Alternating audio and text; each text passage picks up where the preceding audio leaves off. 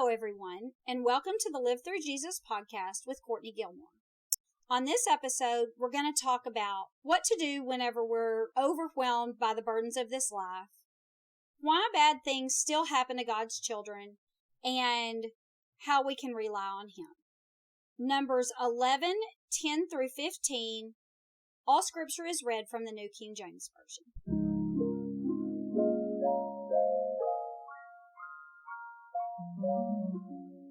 Quickly before we get started, if you're new to Live Through Jesus, make sure you go to livethroughjesus.com and sign up to receive your free 5-week Bible study over Abraham.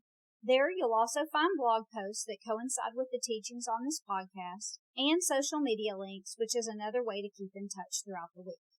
Okay, let's get started.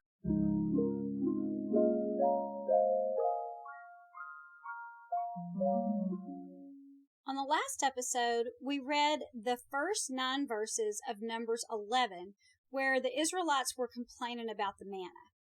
And they were remembering all the wonderful food that they used to have in Egypt. And we talked about being influenced by the world and whether the Christian life was boring and restrictive, and also how we should take our complaints to God. So if you missed that episode, you might want to go back and listen to it, because that's the first part of this one. Now, this week, we're going to listen in as Moses is expressing the burden that these people are on him. And he just seems completely overwhelmed. Maybe some of you can relate. So let's go ahead and read this prayer. This is Numbers 11, 10 through 15. Then Moses heard the people weeping throughout their families, everyone at the door of his tent. The anger of the Lord was greatly aroused, and Moses was also displeased.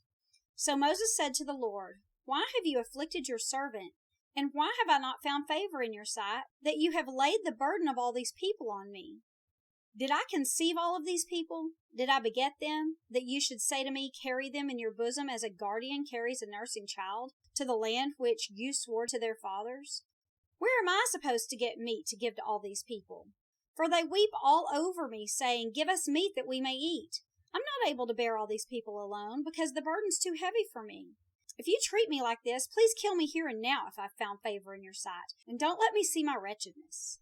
Okay, so allow me to paraphrase this. This is Courtney's version of what Moses just said, okay? He's like, "God, why are you treating me this way? Don't you love me? I have done everything you asked. Why'd you put such a burden on me? These are not my children. I didn't ask for them. I was perfectly happy taking care of my father-in-law's animals. Traveling with these people is like having a million nursing babies attached and dependent on me constantly. I can't provide for them what they want. They're like toddlers crying and whining to me with no understanding of my limitations. This is too much. I can't carry this weight alone. The burden is too heavy for me. If it's going to be like this every day of this journey, I think I'd rather die. Yeah, if you care about me at all, just kill me. Put me out of my misery." Right? This is what he's saying. Pretty dramatic, right? It sounds pretty dramatic. But be honest. Has there ever been a time in your life that if you were to just completely give in to your feelings, you could hear yourself saying at least parts of that? Maybe you actually have said something similar to that. Or maybe it's not in your nature, but you definitely think it, right? Have you ever just wondered why God would give his children such a hard life? It's like, I'm your kid. Don't you love me? Why do you make everything so hard? Doesn't it seem like the horrible situation should be saved for evil people? Or at the least, just people that don't acknowledge God? Have you ever thought, I'm a good person. I follow you. I do what I'm supposed to. If I do good things, then shouldn't I receive good things? Wouldn't that just make sense? It's the whole why do bad things happen to good people argument, right? That's a big question. A serious philosophical question that's been asked probably since time began. So I'm not going to pretend to have all of the answers, but I do want to read you several verses that talk about this very thing. So the first one is in Ecclesiastes 3, 1 through 8. It says, "To everything there is a season, a time for every purpose under heaven.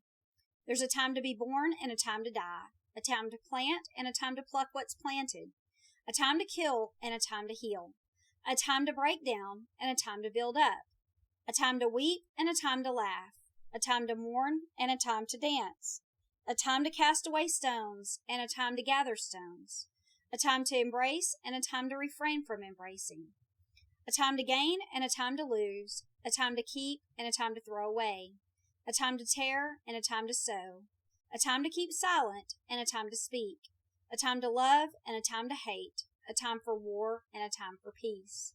So what God's just saying here is, yeah, life isn't perfect and there are good times and bad times. That's basically just the nature of life here. When we get to heaven, it'll all be good times. But right now, there are just different seasons that we have to go through in our life. And some of them are good and some of them are bad. Some of them are hard and some of them are easy. That's just the nature of this fallen world.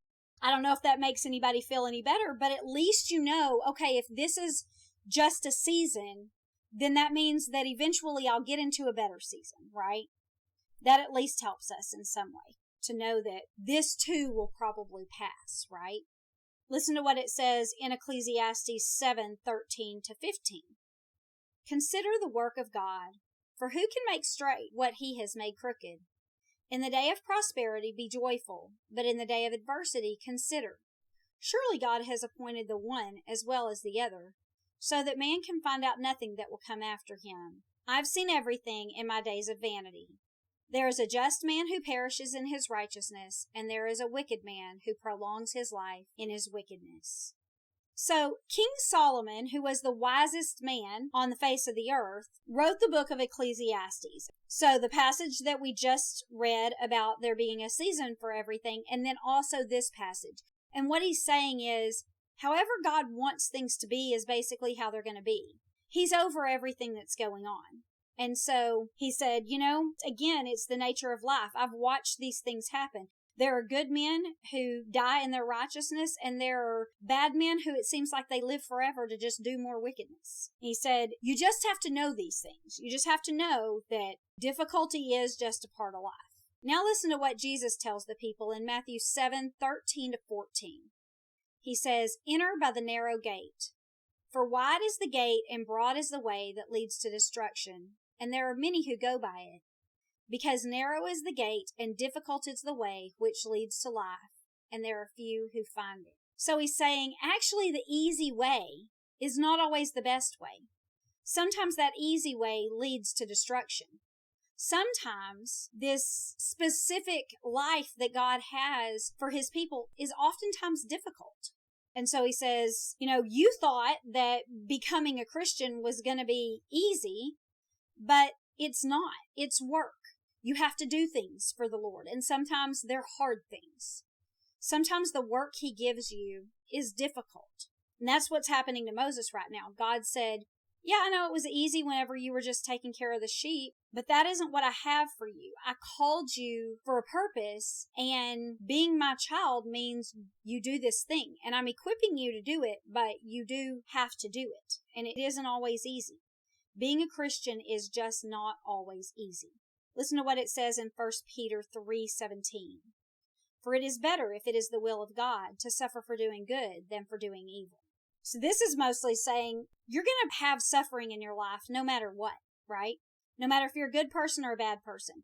Being a good person doesn't exempt you from suffering, but it does exempt you from suffering for the things that you've done wrong. And when we're suffering for what we've done right, we have God with us. And we know that we're within his will, and we can take comfort in that. But whenever we're suffering for doing wrong, that's just the consequences of our own actions. So he's basically saying exactly what King Solomon said, is that it's just a part of life. Suffering is a part of life. You're going to suffer no matter what. So if you're going to suffer no matter what, suffer for being a Christian and doing good things, and not for rejecting God and doing what you want and reaping the consequences of that. Couple more verses. 1 Peter 4:12-19. Beloved, don't think it strange concerning the fiery trial which is to try you, as though some strange thing has happened to you. But rejoice to the extent that you partake of Christ's sufferings, that when his glory is revealed, you may also be glad with exceeding joy. If you are reproached for the name of Christ, blessed are you, for the Spirit of glory and of God rests on you. On their part he is blasphemed, but on your part he's glorified. But let none of you suffer as a murderer, a thief, an evildoer, or as a busybody in other people's matters. Yet if anyone suffers as a Christian, let him not be ashamed. Let him glorify God in this manner. So again, he says, don't think it's strange that you're suffering as a Christian. That will happen. Instead, just rejoice that you get to be a part of his kingdom. And if this is part of it, then know that you have God with you, again, as we talked about earlier. It's much better to suffer for doing good than to suffer for being a murderer or a thief or an evildoer or a gossip. At least you don't have any shame in it, right? That's what he's saying here. He's saying, if you're suffering for something that you did, then you also, on top of the suffering, you have to be ashamed for what you've done. If you're suffering just because this is part of life or because you're doing what God's asking you to do and it's just hard, then you at least have a clear conscience, right, in the midst of your suffering. And you know God's with you. Okay, then this is the last verse. This is Galatians 6, 8, and 9. And he says, "For he who sows to his flesh will of the flesh reap corruption, but he who sows to the Spirit will of the Spirit reap everlasting life. Let us not grow weary while doing good, for in due season we shall reap if we don't lose heart. For the time has come for judgment to begin in the house of God. And if it begins with us first, what will be the end of those who don't obey the gospel of God? Now, if the righteous one is scarcely saved, where will the ungodly and the sinner appear? Therefore, let those who suffer according to the will of God commit their souls to him in doing good, as to a faithful Creator." So this just says that if we stick with it, if we keep doing the right thing, we will reap goodness in return, right? Eventually we will. God says, just stick with it. Yes, I know it's hard right now, but I'm calling you to persevere. Again, this life is full of bad things, and he says, if you sow to the flesh, then you're going to reap corruption. That's what's going to happen. If you sow to the Spirit, then you know you for sure have eternal life. And if you will just keep doing good and not be discouraged, then eventually you'll see some goodness come out of this. So just commit yourself to doing what God asks you to do. Be faithful to him and know that, again, this too will pass. This is just a season. Okay, so we talked a little bit about why God might be treating it this way. Does God really love him if he's having to go through these things? And why, if he's doing the things that God asked him to do, why he's having such a difficulty? But let's talk about some of the specific things about how he's talking about them as his children. It's just so funny. If you are a parent, you do have a sense of what this feels like whenever, your kids are so needy. Especially, yes, whenever you have nursing babies. It feels like they're constantly attached to you and totally dependent on you, like continuous, like you can never ever get a break. And then to have toddlers that are crying and whining to you and asking you for things that they think you can provide for them because they look to you as, mom or dad who can just give me whatever I want because that is what we do. And then realizing, well, we can't just give them everything that they want, right? And so that's what Moses is comparing these people to. He's saying, they're literally with me every second asking me for something. And then whenever they ask me, they seem to think that I can give them things that I can't give them. How in the world am I supposed to give meat to millions of people? That's not even feasible. So I don't know why they're even coming to me. It's like they expect me to be able to perform a miracle, right? And so maybe you felt like this. Maybe you've had other people looking to you for answers or solutions that you just couldn't give. And so maybe at that moment you're acutely aware of your own limitations, and that's a helpless and hopeless feeling, right? I mean, sometimes our kids do ask us for legitimate things. It would be great if we could give them this, but we can't. I mean, I'm sure Moses would love to be able to feed these people meat. They're not asking for shiny new red sports car, obviously. That wouldn't matter back then anyway. But, it makes sense that they would ask for such a thing. This is probably making him really aware of, I don't have ability to help these people the way that they need help. And so that's a helpless and hopeless feeling. And maybe you've felt that before. Maybe you've had people come to you and want something from you that you want to give them and you just can't. You want to help them. You want to give them what they need. And there's just no way for that to happen. It feels defeating sometimes. So whenever they demand the impossible from you and you become acutely aware of your own limitations, that's when you go to the person that has no limitations, right? The person that can do all things. That's only God. God's the only one that can meet every need or perform impossible things, right? And so that's what Moses is doing. Moses is like, I don't know how I'm supposed to help these people. I can't help these people. There's nothing I can do for them. And he knows that God really is the only one that can. We have to do the same thing. We have to go to God whenever we're in a situation where we're overwhelmed and we feel helpless and hopeless and like we just can't handle it anymore. Listen to what Jesus said in Matthew 19:26. Jesus looked at them and said, "With men this is impossible, but with God all things are possible." So, very straightforward. There are going to be many things that you want to do that you can't, but there is nothing that God wants to do that he can't. Look to him whenever you need the impossible thing done. Don't be ashamed. Don't be overwhelmed. Easy for me to say, right? I don't know what y'all are going through, but I have to tell myself that. Don't be overwhelmed. Go to God and ask the person who always has been, always will be, knows all things, can do all things, has all the power, all the knowledge. Go to him. Ask him for help. Then you don't have to feel overwhelmed by the burden that you have in this life. It's not easy, but we can tell ourselves these things and it helps. Reminds us how to live this Christian life in a way that's pleasing to him and in a way that takes the stress off of us, right? Now, what if you, like Moses, have responsibilities that you just didn't ask for? Or a burden that really doesn't seem like it's yours to carry? Somehow it's just fallen on you. It's like for some reason your child or someone that you know can't raise their own children and all of a sudden you're raising your grandkids or someone else's child whenever you weren't ready for that. Maybe you got thrown into a job that you were not ready for, having to do your job and 50 other people's jobs because they're not handling it and it feels like too much. Maybe you're in a small church and you have way too many responsibilities. You feel like somebody else should pick up some of these things, but they're just not, or there just isn't anyone else around. You feel overwhelmed. I mean, have you ever felt the weight of just a constant, seemingly never-ending, all-consuming responsibility? That's what he's going through. Something that seems like I'm going to be responsible for this for eternity. I know it feels like that whenever you do have little kids. It feels like I logically in my head know that this is going to end, but right now I feel like I can't get a half a second, especially as a mom, I feel like, because, you think, am I going to get to go to the bathroom by myself ever? Can I shut the door maybe just for half a second without them knowing it and coming to knock? Am I going to get a restful night's sleep like ever? Or maybe just sit down and eat a meal without having to get up 50 times or take care of something. It feels all-consuming. When you have a responsibility like that, where you just feel like you cannot get away from the responsibility, it's hard. And that's the situation that Moses was in. Maybe you have something that just burdens your heart to such a huge extent. Maybe it's not a physical responsibility, but just a burden on your heart that just consumes all of your time and all your energy. It seems to rule your thoughts and actions, right? It's like every moment I'm just burdened by this. I don't know what to do. I'm upset. I can't quit thinking about it. I can't seem to do anything else because it's all that's on my mind.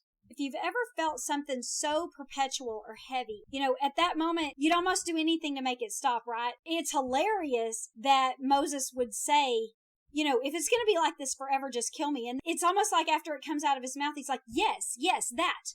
Like, I just want to stop. I'm serious about this. I kind of said it flippantly at first, but really, yeah, just kill me. Like, I cannot do this forever, right? It sounds dramatic, and it obviously is, but sometimes you think, I cannot handle this for another second.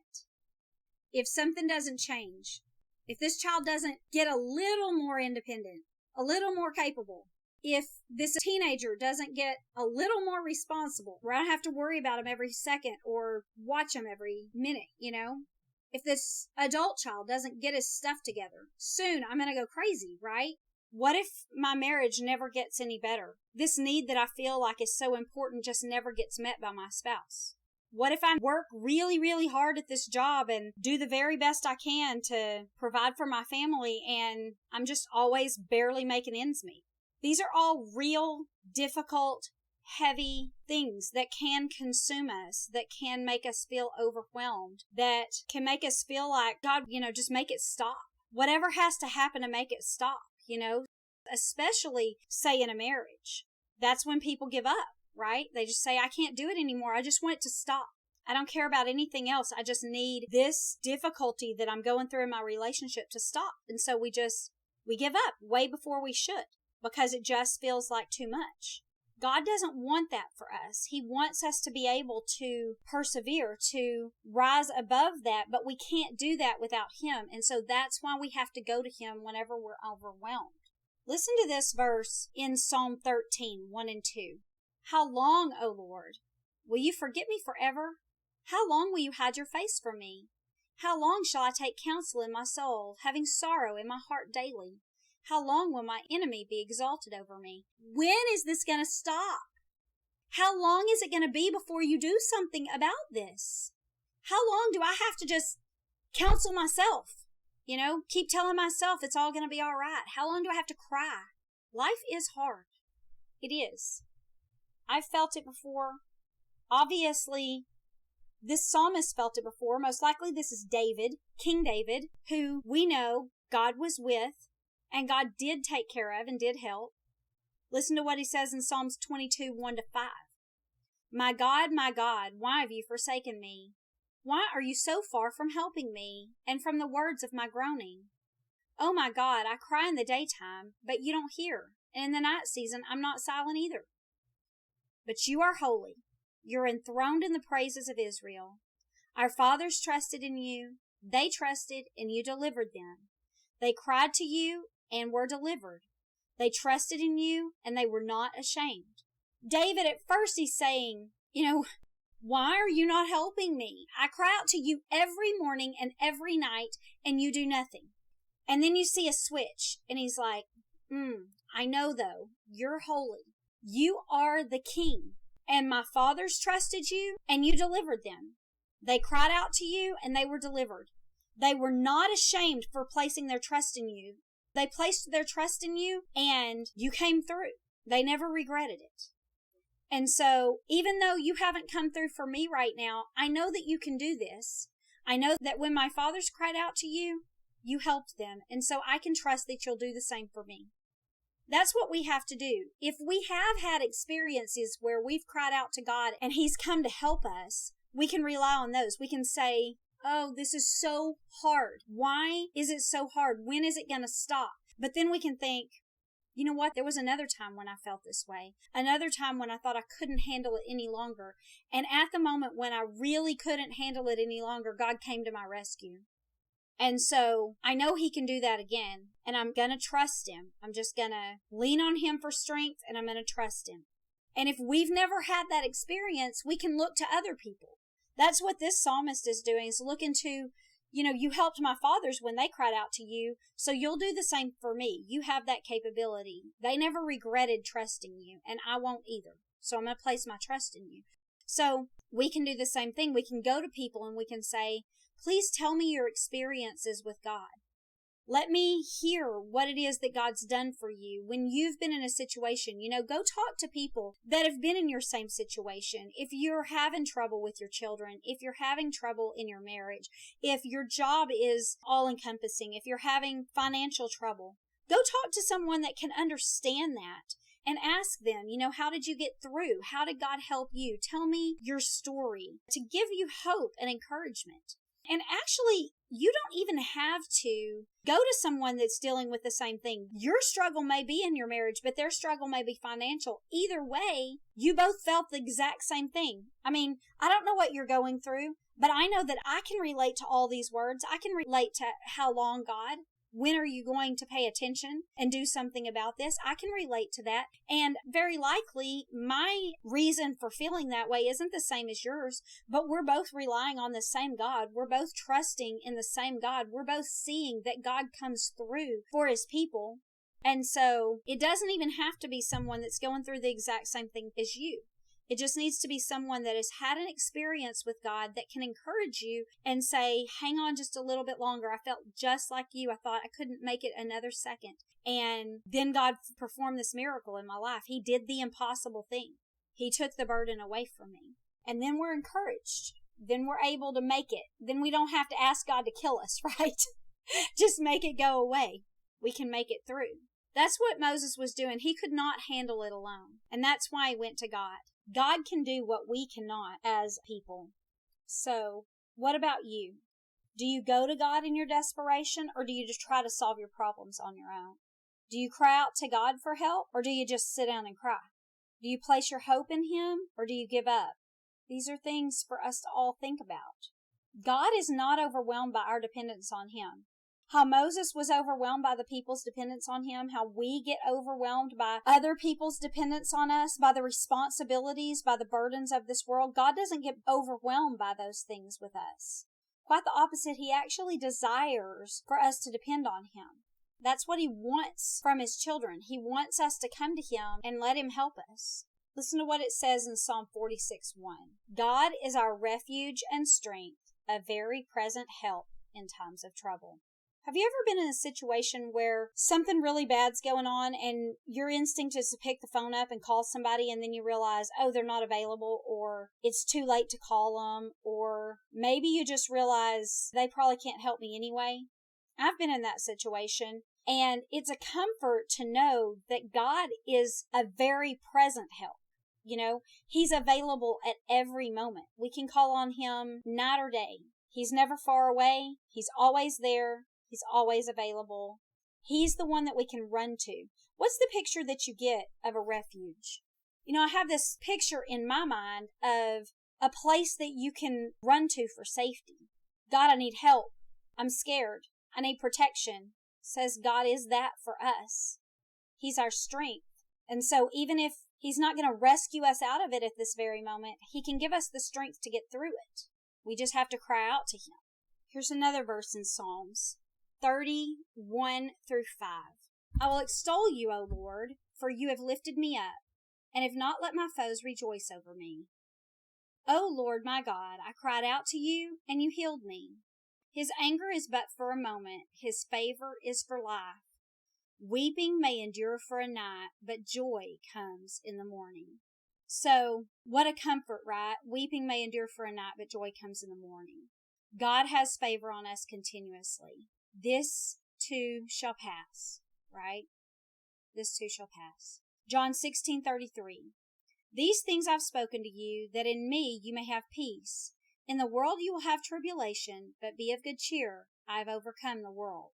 So He says, you will have difficulty in this world, but that's okay because I've overcome the world and I'm able to give you peace within that. Matthew 11:28-30. This is such a perfect verse for this passage. Matthew 11:28-30. Come to me, all you who labor and are heavy laden, and I will give you rest. Take my yoke upon you and learn from me, for I am gentle and lowly in heart, and you will find rest for your souls. For my yoke is easy and my burden is light. What a relief. All of us who've been working hard and the weight is heavy on us, go to God and He will give you a break. That's all we need sometimes, right? Just give me a little bit of a break. He says, take my yoke on you. My yoke's easy. The burden that I give is light. That's because He's taking our burden and carrying it, the one that's too heavy for us.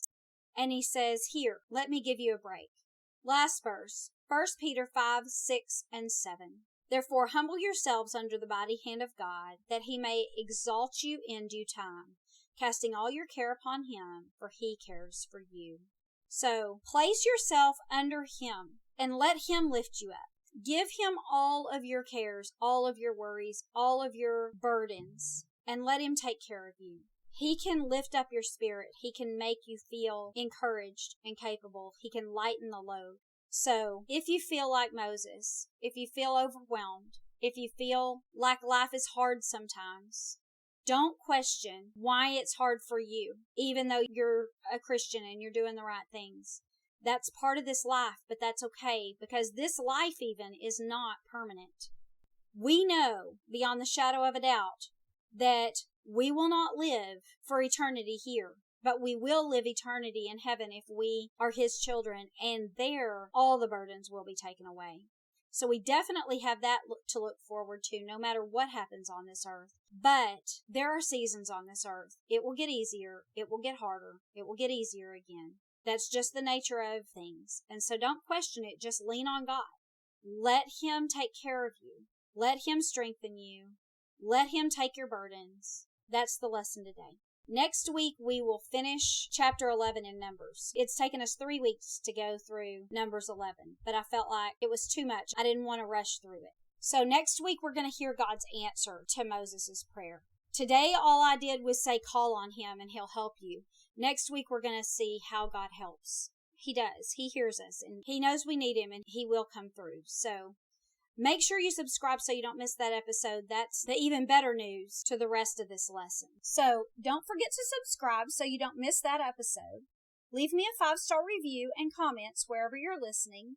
You can also find my email at livethroughjesus.com. Go sign up for the weekly email updates. And follow me on all social media at Live Through Jesus. Thanks and have a good day.